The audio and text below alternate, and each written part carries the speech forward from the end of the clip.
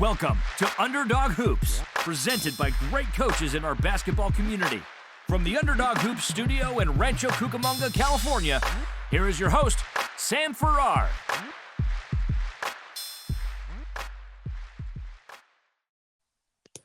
Yeah, there's a big all kind of parents spoon feed their kids tons of stuff, and it's like, and then you hear it after the fact about stuff, and it's like because the parents upset or the parents this and or that or whatever, and uh, I'm like, and then you get to a coach's meeting or something with your athletic director, and I just tell the parents like, look, if you think he's that great, like that's okay, but he's not better than this person. I don't bring up their name. I just say I don't think he's that as skilled as, or he needs to improve at this to get more playing time or whatever. Because a lot of that is in California. It's kind of um, oh, playing time, playing time, playing time. Not It's everyone's gonna, that's I would argue that's the same. I don't in California, Alaska, yeah, anywhere. I think that's anywhere you go. One of the things that's big with me, and I do it every year as soon as the team's made, it's level setting the expectations for people and for players walking through the door. So players know where they stand, right? That dynamic around who plays and who doesn't play. Players know where they stand. They know who's better. This guy's better than this guy, or this guy's better than. They figure that stuff out. What the pecking order is, real quick, like real quick. Like when you get your squad of 10 or 13, Yep. the players will. Little Jimmy and little Billy are option one and option two, and everybody else is option three, four. That doesn't mean that the other people aren't going to be involved, but it means when we need a bucket or we need a 2 points or a three or we need something to get a defensive stop, him are going to be involved in the play, like for sure. So one of the things that I found really, really successful when you're talking about parents that are all, my son's going to the pros or my son's this, is level setting those expectations before you Yep. ever season. So I have a really good, I've done it now for almost 15 years, is I have a script at the start of the season. And I say, listen, I know normally for girls, I take 13 girls. For boys, I take 12 boys. And I tell them right at the start of the season, I'd like all parents outside, leave the kids. And I leave the kids with my assistant coach. And I pull them all into a room and I said, okay, congratulations on making a rep basketball team, right? Making an AAU team. Your son, your daughter, we're going to work with them all year long. And they're going to get better. Like I'm telling you now, they will get better. But I am going to tell you all something very quick. My job as the coach is to put the best team that I think as a coach gives us the best chance to win. It's not about your son, little Jimmy. It's about us as a team. Now, if you're not good with that, this isn't the team for you, because I don't put any one player, including my own, who is nationally ranked as a player, above anybody else. It is about winning. That is what dictates the difference. And if you believe that your son or your daughter is more important than the team and us winning, tell me and I'll refund your money right now. Because that level sets the expectations for all parents and everybody walking through the door. If it's about you and not about we, then we shouldn't be having this conversation and you should go look to play for another coach. And as soon as you have those conversations before the season starts, everybody knows where they stand.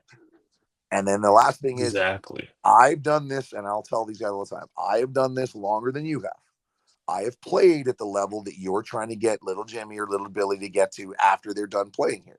I'm going to tell you what it takes to play at that level. Now, you may not believe me, and you may want to go talk to other coaches, and I'm okay with all of that. But do not think for a minute that I am not putting what is best for this team first versus what's best for your son or daughter first. Because if it's about your son or daughter, then I suggest you go find a coach that's going to believe in your son or daughter more than what you currently do. Because right now, everybody's the same standard walking through the door. My job is to pick the best five to start the game and then substitute in the next best three. based on what I see for skill, what I see in how they're going to execute what I want to do on both offense and defense. And if you think you can do that job better than me, here's the whistle. She's all yours. And most parents, when you do that and have that approach, we're good. All good, coach. You have at her. And they all step back. I've had new parents. I've had parents come from other cities, other towns, far away to come and play for me. And they hear that and they're like, totally get it where we're coming from. Totally understand where you're coming from. It's refreshing, right? And the one thing I say, when because players do the same thing, they come up to you and ask, how do I get more PT?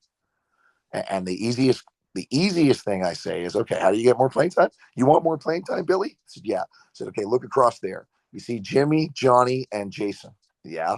All three of those guys are better at what we do on our team than them. You got to beat one of them for their spot, for their minutes. You got to do something to outwork one of those three for their minutes. Because until then, you're fourth on the pecking order. And he's like, okay. And I'm like, so all the work that Billy, Jimmy, and Dean do, you better be doing twice as much. Because if not, you're never going to catch up to them. And so Exactly. it sets those expectations. And then some kids are like, well, I'm never going to get there, so I quit. And that's fine. You can quit. Some kids are going to be like, well, I'm going to bust my ass and work and the results don't come. You become a better player though. So you help us in the long run.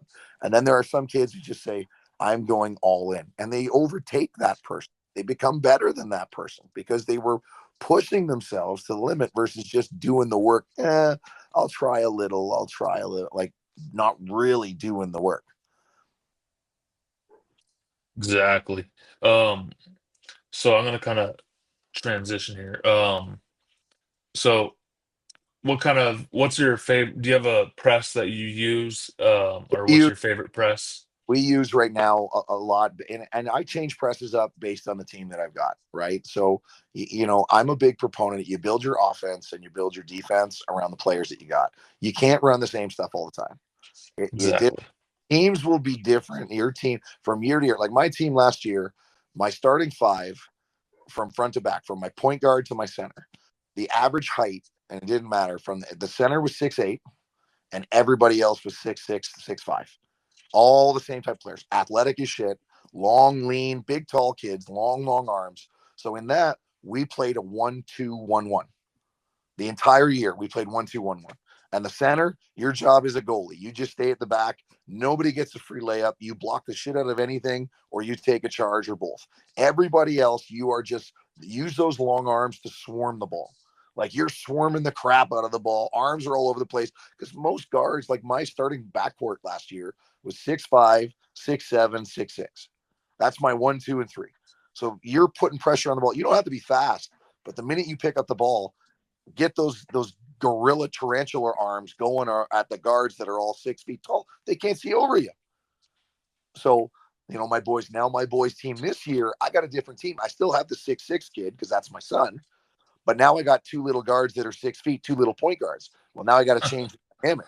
So now this year we run a 1-2-2.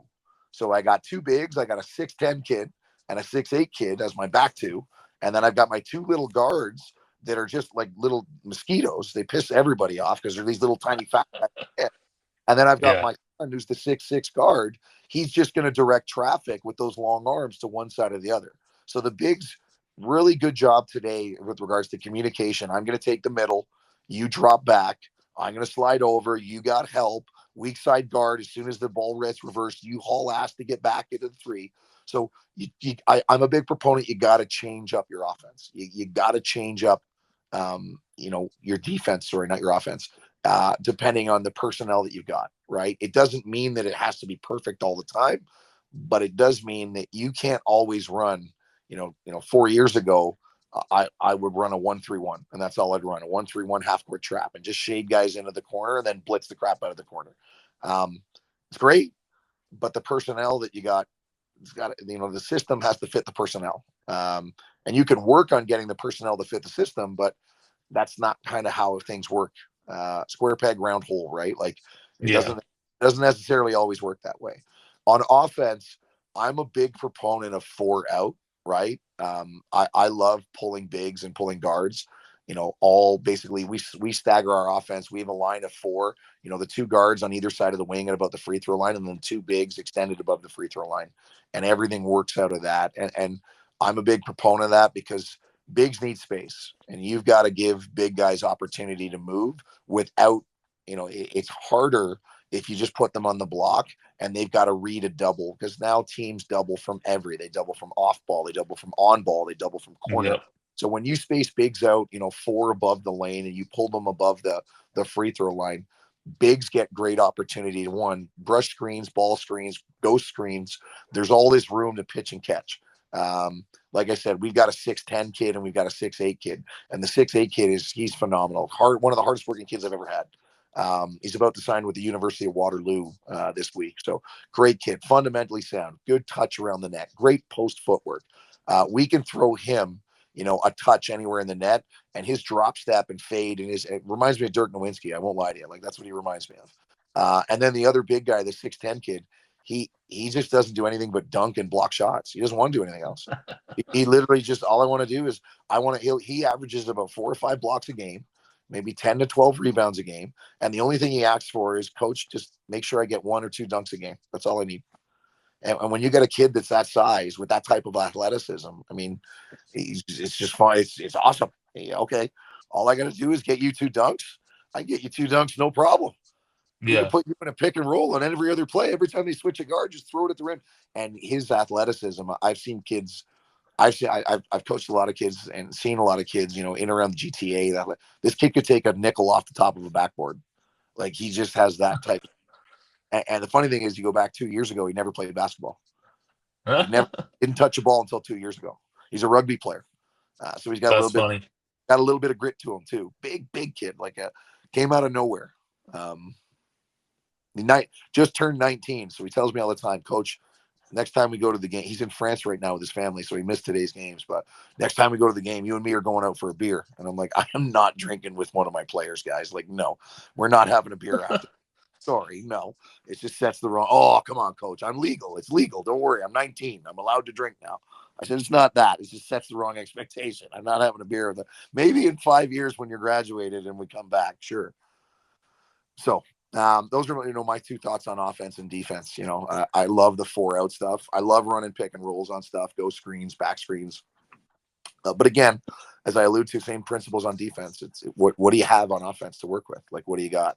Because if you've got 5 guys that are all under 6 feet and they're all guards and you don't have a big, well, then running 4 out, then my thought would be just run 5 out. You don't need to run anything but 5 out.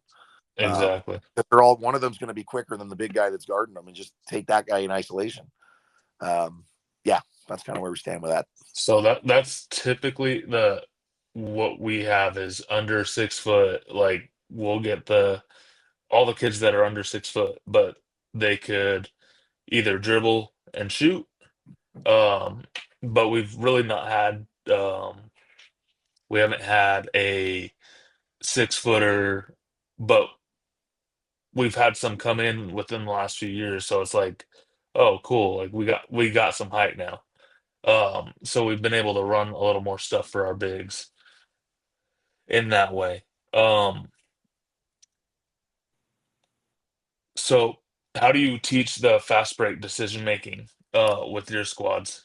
So one thing that I do with our guys, and I started it with the girls and same with the boys. I love, quick transition points. Mom took them. I don't know where the other set of keys is. Shut it, please, bud. One of the things that I love is quick transition points. But the biggest, one of the biggest things, and to be honest with you, I caught this a lot out of Kentucky the last couple of years. Patino does it a lot. The Duke guys do it now, specifically with Ingram on their team. You got to have a really good shooter. I'm fortunate. I've got 3 kids that can stroke the 3. My son's a really good 3-point shooter. So, we push for transition, but the biggest thing for me is the guy that gets the rebound starts the break. Outlet to guard. Don't care where the guard is. The first guy up ahead of the break, run to the corner. Don't care where you go. Run to the right corner, run to the left corner, and then go from there. You push ball and get to the corner. As soon as you cross half court, throw that ball to the corner, right? So now the corner guy's making the read, okay? Most defenses because you're running, they're scrambling to get back. Their role will be, oh, there's a guy in the 3. I got to close out. So you push that ball to the 3. As soon as that ball gets to the 3 and you've given it up, if you run the lane, you're most likely going to get a layup. But even if you don't, and this is where the secondary break becomes big. Even if you don't, if you just run through the middle of the key, you draw the attention.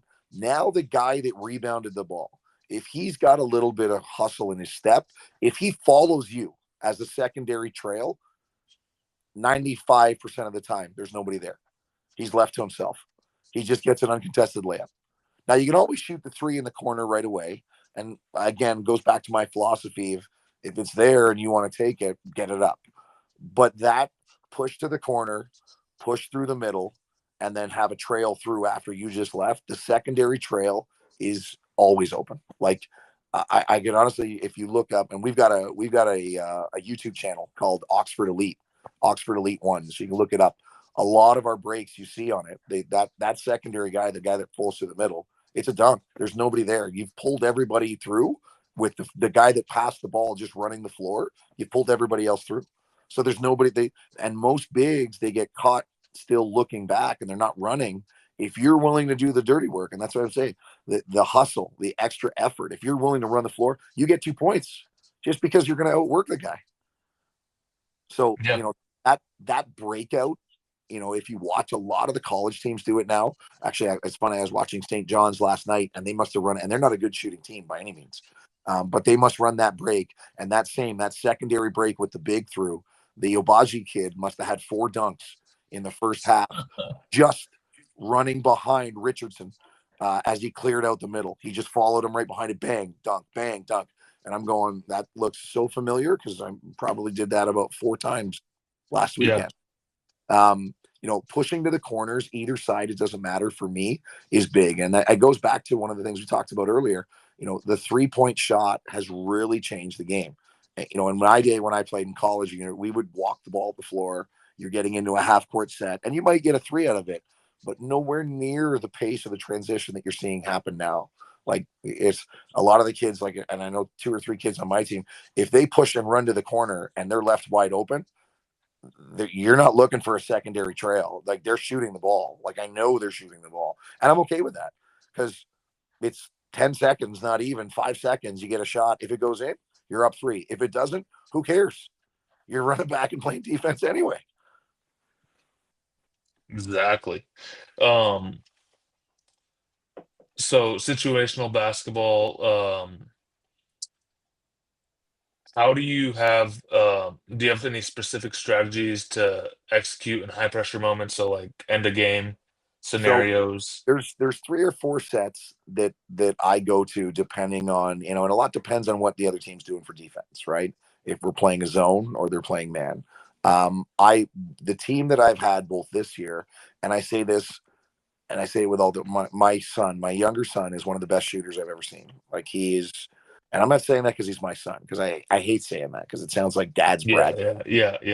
It really is, but he really is. We're in a small town of 50,000 people. We've had a couple of kids that have gone Division 1, and I've had referees and players see me and be like, "Look, I've been in this town for 30 years, and I saw this guy, this guy, and this guy. This guy plays in Portugal, or this guy plays here.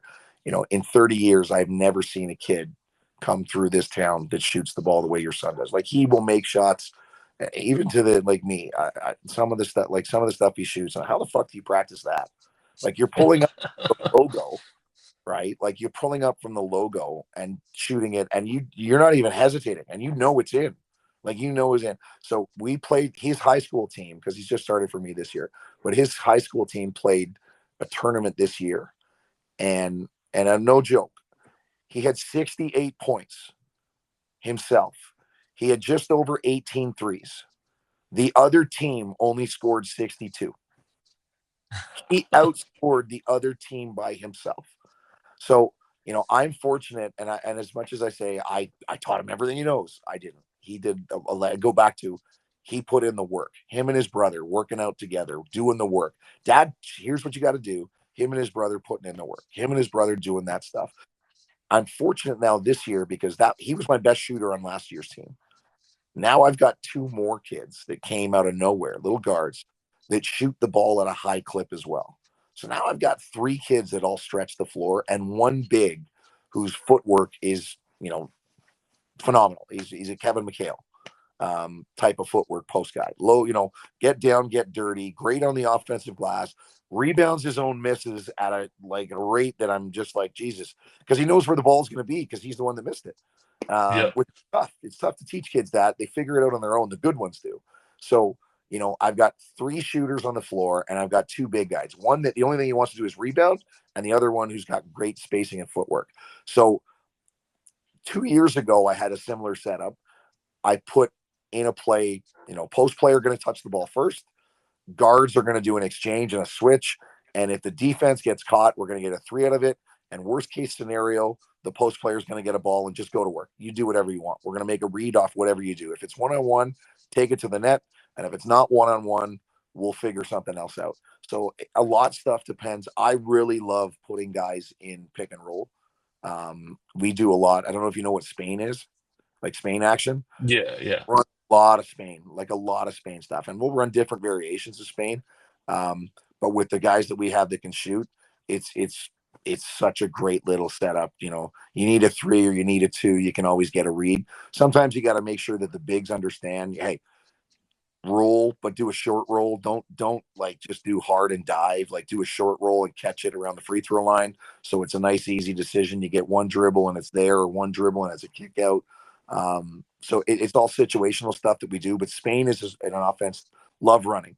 When we get something, because you can get a dump down, a dive down, a 3, or a backside cut, because the defender cheats so far up to guard the big that if he comes off and the other guy cuts, it's a touch pass to the big and a guy cutting. We got 2 of those today, which I was very impressed. Like our team, and I'm just coming home from a game, so I'm going to download the video of the games today. But our team's ball, we didn't shoot the ball well. I'll be the first one to tell you, we did not shoot the ball well.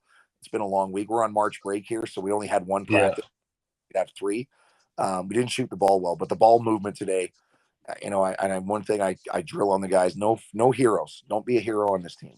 You're all good enough. You don't need to be a hero. Everybody eats. If everybody eats, we're going to be tough to beat.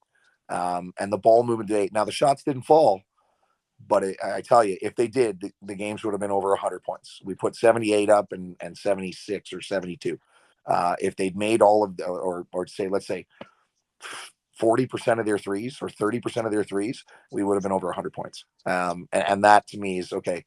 You're willing. There's a couple of times where somebody tried to be a hero, which, okay, you're going to the bench, slow down. Like, don't need you to be that guy. But then a whole bunch of the other times, just such good ball movement. And, it doesn't go in, that's fine. It just shows that willing and that trust, which is, to be honest, for today's games, we're missing 2 starters. We're missing that 6'10" kid. He's in France. And then one of the other kids plays prep basketball. He's not back until the end of the month. He's playing in China on an amateur pro series to touring around China right now. So it's kind of cool for him. Great experience for him to go to China for, a month or 3. I'm just happy we won 2 games. That's all. I'm missing 2 starters. I got 2 bench players coming off the bench, and somehow, some way, we end up walking away with 2 victories. So that to me is like, okay, sweet. I'll take it. Yeah. All right. One kind of last question. How do you, well, I know that this probably helps you with your son being on like your teams and coaching your kids. But like, how do you utilize your assistant coaches? Or do you have assistant coaches that you utilize to kind of, hey, I'm trying to tell him this, but maybe if you tell him this, it would be So beneficial. on the boys team, on the U19 team or U18 team, I've got my older son, who is in university, playing university and college ball right now. So he's back in another 3 weeks because their school is done. He's my assistant coach. So it's great coming from me, but when it comes from a university player, you're going to listen. Yeah. You're trying to get there. So that is really, really helpful. It's especially helpful, and I won't say this aloud, especially helpful with my younger son, because sometimes he won't listen to me because I'm dad, and no matter what, you're wrong. Yeah. But when it comes from my older son, different story. It's taken with a different grain of salt. So that's always helpful. On top of that, I've got another assistant coach who actually just finished playing where my son plays now. He's gone for 2 weeks to Portugal because he signed an amateur pro, like a contract with an agent. And he's looking at playing in Portugal and Greece right now, in Syria, Division B and Division A. So he'll be back. Hopefully he signs on and he takes a contract, but if he doesn't, he'll be back for later half of April. For the girls team, I've got a great assistant. Emily Pruxton is her name. She played for the club back in the 90s when she's a high school teacher, and a high school teacher. She's a coach for her local high school team. So she came on and started coaching about 2 years ago with me. Great girl, still relatively new, and she's learning a lot as we go along the way. But she's very much a firecracker on the bench. She's got me kicked out of 2 games. Because she argues with the ref, and the girls see her with that type of speak. So she's a big proponent of making sure that when the girls check in, they know what the expectations are. They know who they're guarding. They know what offense we're running. They know what defense we're running. They know where we're trying to get to on the floor before they go into the game. She's at every practice. She's always there helping. She runs some of the practices when I can't attend because I'm off either at work or I'm somewhere in the States for work. So she's really good at making the message clear and consistent, at the same as me, because she's kind of just learning basketball the same way, the girls are learning at the same time with me teaching it to her at the same time. So both teams, a little bit different dynamic and experience. The boys team a little more so. They've got university and college players coming back that used to play for me, and they're the assistant coaches with me. So it's okay. Coach says one thing, I don't want to listen to coach. Okay, I'm telling you. Okay, yeah, I'll listen to you because you're playing right now where I want to be next year. I want to be doing next year. Yep. So a little bit different. Great to have both people involved. I wouldn't trade one for another for sure. They're both the boys. My older son, and his best friend, Tyler Grievers and Jackson Halward. Love those two being on the bench. And again, it's from a dad's perspective. I get the best of both worlds, right? Because I get both my sons on the team again, playing with me. One's coaching because he's not allowed to play because he's overage, but so it's always a little bit. It's definitely a family thing for us. It started off very small, nerve tightness, and it's gone full circle for sure. So yeah, assistant coaches are really, really a big, and I don't know how it is in the States, but in Canada here, huge asset. And I don't think, from what I see, a lot of coaches I see where they're assistant coaches, they're just there and they're statisticians, and they're taking stats, or this guy shot this, or this guy. You can do that. You can do that on your own afterwards when you watch the video yourself. You can write down who hit what. Assistant coaches should be, in my opinion, there to make sure that when the next 2 guys that are coming off the bench, or the next guys that are coming off the bench, he knows what we're playing on defense. He knows what we're doing on offense. He knows what who he's guarding. He knows the tendencies based on what he's been watching on the floor of the other player. And the assistant coaches, I don't have time to do that, right? I can tell the player when he goes to check in, but the assistant coaches should be drilling that stuff into them because they should be seeing it themselves. And then saying, hey, when you go in, remember, this guy likes to pull up going left, even though he's a righty.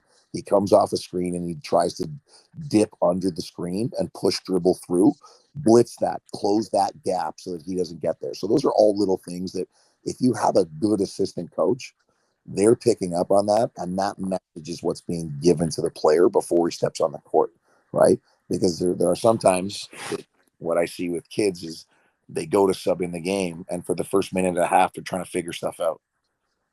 I've got a new kid this year. That's him. He steps on the floor, he's trying to out, and I pull him away and I'll take him off and be like, dude, what are you doing? He'd be like, what are you talking about, coach? I just got. I'm like, but what have you been watching for the last 8 minutes that you've been sitting on the bench? Like, you're going in for him. So watch what the defense is doing when they guard him. Watch what he's doing on offense when he guard him. Like, you shouldn't just be sitting on the bench cheering. That goes without saying. You should be cheering and motivating. But you have a job to do when you get in. And what you're getting is you get to watch a TV show of what the team is doing that you have to play before you've got to go play it. That's your advantage. The starters don't get that option. You do. So, yeah. That sort of mentality and that's the extension of a coach to an assistant coach on the bench, right? To push that message along. Some kids just get caught up with watching the game. They just watch the game, and that's if you really want to have an impact and you want to be a player, that's the stuff. Those are the little things that you got to pick up on. Those are the little things that if you're trying to make it to the next level, those give you, if you're a guy that doesn't start, then watching what the player that you're going to have to check in for him has to do and how he's guarding him and how he's playing offense is such an advantage. I get this guy's right-handed, so I know if I push him left, he's going to be weaker, right? Those are things you can pick up sitting on the bench. How many players actually focus on that? How many players actually pay attention to that? Your assistant coach, if you have one or two, should be doing that to the player before you do. So that when it comes up, he gets up off the bench. Hey, this is what we're saying. This is what I'm seeing. This is what, you need to focus on this part.